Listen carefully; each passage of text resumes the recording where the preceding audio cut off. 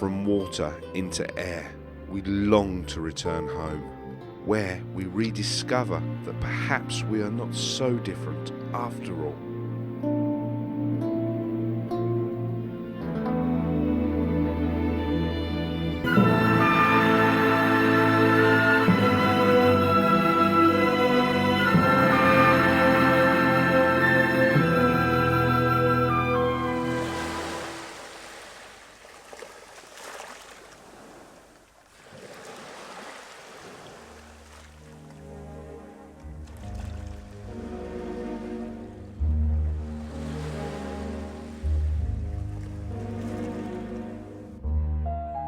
Life and death is an endless circle for the species that live in our seas and oceans. Fish will aggregate and form shoals for many reasons: to rest, for protection, to hunt, and to breed are just a few that we understand.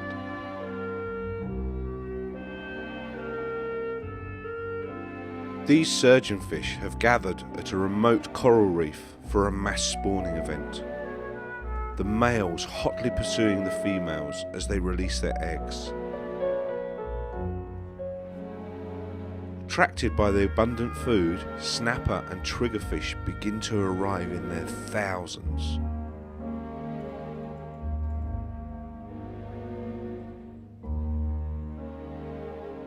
On a smaller scale, these flamboyant cuttlefish eggs can be found in a discarded coconut shell.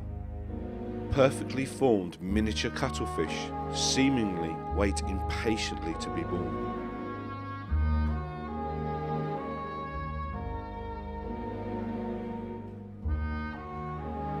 Not much bigger than a grain of rice, the cuttlefish takes its first steps. Then, remarkably, only moments after its birth, it begins to hunt.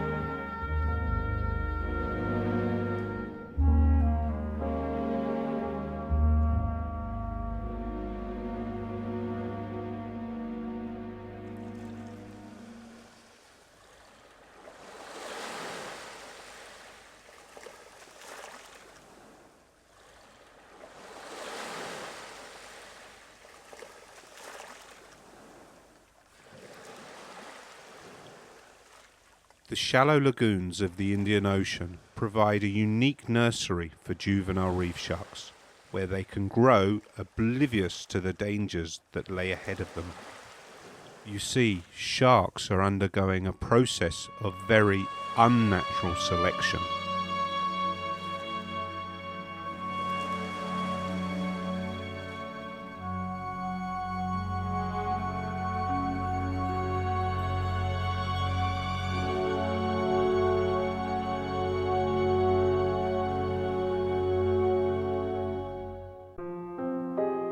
Mindless killers, monsters of the deep, man-eaters.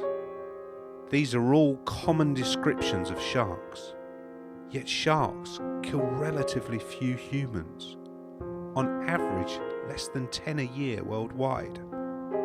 In contrast, man is currently killing in excess of 100 million sharks every year, and many species have been depleted by 70, 80, or even 90%. Sharks have lived in our planet's oceans for nearly 400 million years, yet they have been decimated by man in just a couple of decades. At current catch levels, how long can they continue to survive?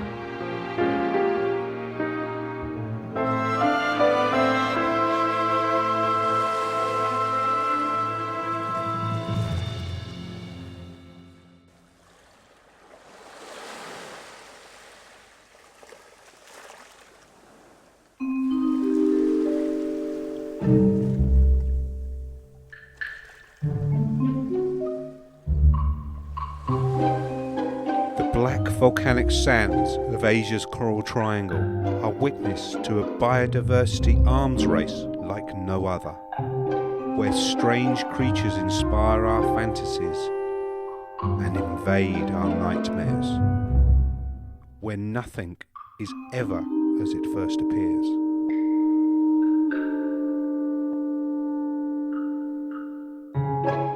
The biodiversity levels in this region are truly astounding, leading some scientists to believe it to be the epicenter of ocean diversity. How ironic that what at first appears to be a barren, dead landscape is actually an oasis of life. Life at its most diverse, most bizarre, and most incredible.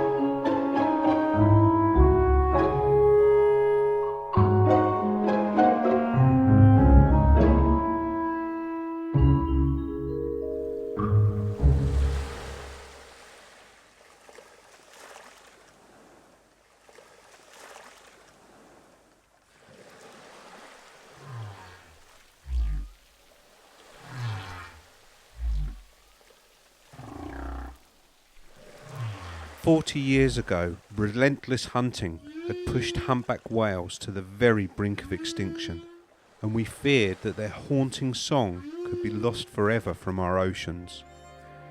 Yet today we can celebrate a remarkable recovery from just a few hundred individuals to many tens of thousands worldwide.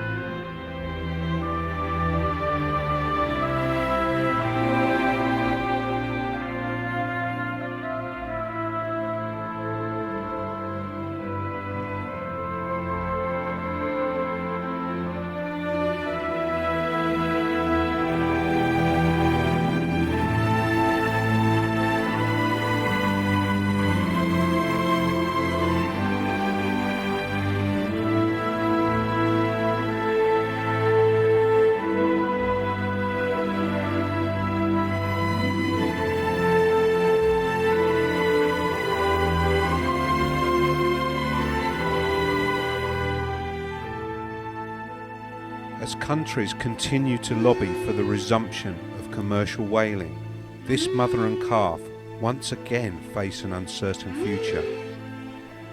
It's hard to look one of these giant mammals in the eye and wonder how we could ever let that happen again.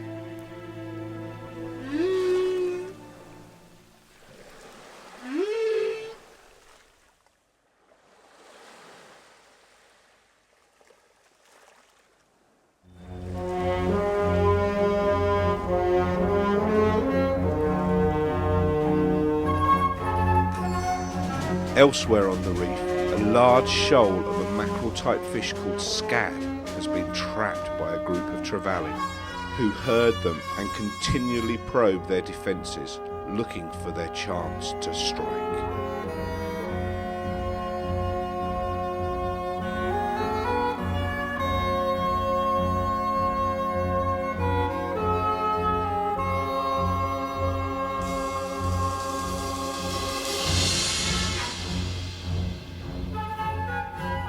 Attracted by the noise from the distressed fish, the number of predators continues to increase, until finally the hunters make their move.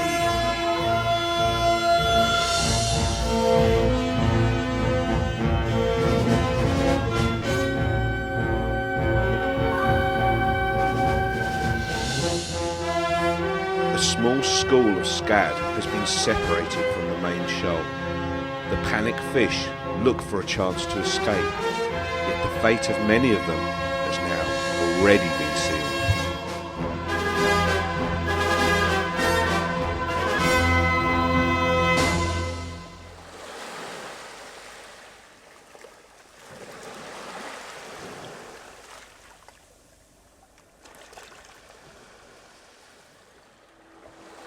The circle of life relentlessly continues.